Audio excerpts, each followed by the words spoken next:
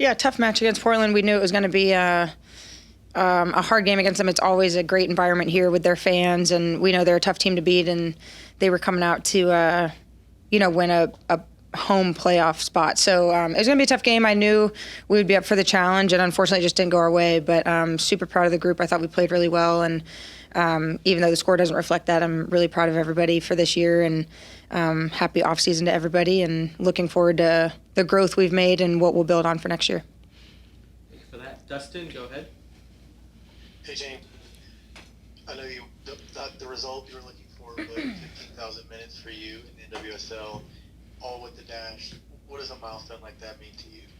It probably means I'm getting on the older side of my soccer life. But, I'm really, really just proud and honored to do it with one club. I'm not sure, how many people have done that. And I know sticking around with one club for this long is pretty rare in this league. And I've always said I'm a loyal dog, and whether that's a good thing or a bad thing, for me, I'm really proud to represent the city. They drafted me in 2017 and took a chance, and I wasn't really supposed to play here all that much in the beginning, and I got my shot, and I feel like I've never turned back. So I'm just so thankful for the organization and everybody who's been with me for all these years, and I'm excited to see where the organization goes as we're growing.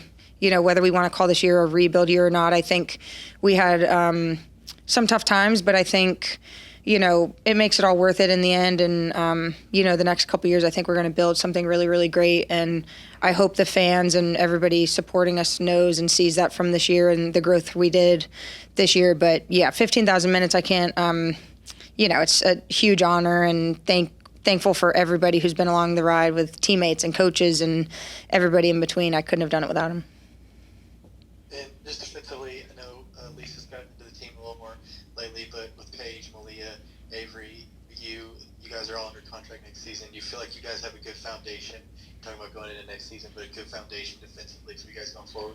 Yeah, I think, the back line especially, I think, is all about chemistry and getting to know one another. And when Malia slid in, I think, it was kind of an abrupt change, but at the same time, I think she came in. It was probably so nerve-wracking for her to come in, and I think she came in, smooth sailing, and really picked up right where she came off of North Carolina. So I think, adding her was great. Lisa is obviously a great add, silky left foot, and I think there's so many people who can play back there, Chappie, Anna, you name it, Michelle, Avery, of course, and Paige obviously is here for the long haul. So, I think the fact that we've just been able to play together these last couple months and really just understand each other's tendencies outside of games really, I think, has been helpful. And, the more years or more months we get to play together, the better. So honored to be behind them and play with them. And they're all amazing players, and they make me better. So I'm excited for next year for sure.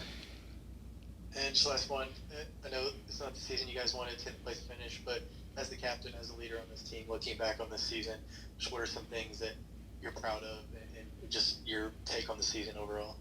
Yeah, we started the year with a different group, different faces, and different styles of play, different formations, and you name it. And, players come and go, and, tactics change, and, people go through ups and downs. There were so many things in life that I think were thrown at us. Multiple players were dealing with a lot of things. And I think at the end of the day, whether faces come and go, I think at the end of the day, it's just us rallying around each other, who's in the uniform on the given day. And whoever wants to step up and represent this crest is someone we're going to have their back and means a lot to us. So, I think 10th place isn't necessarily a reflection of the growth we made. Obviously, it's where the standings are, and that's unfortunate. But at the same time, I think we can't rush the process. I think we all wanted it to be this, top 4 finish with a new coach and a new president. But I just, not that it wasn't achievable, but we definitely just hit some speed bumps along the way. And I think it was for the better. I'm glad we hit them when we did, because we were able to grow from them and just open up doors of communication better, understand each other better.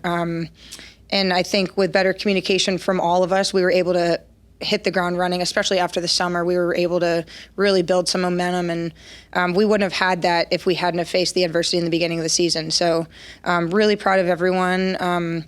the players who aren't going to be back here next year, I love them dearly, and it's going to be heartbreaking to see them go. But the ones who are returning, I'm super, super thankful they're back. And I just think the sky's the limit for this organization, from the players to the staff to the front office. I think we can really create something great in Houston and make it a team worth fighting for and people are going to be scared of. So really proud of the group. I love everyone, and happy off season.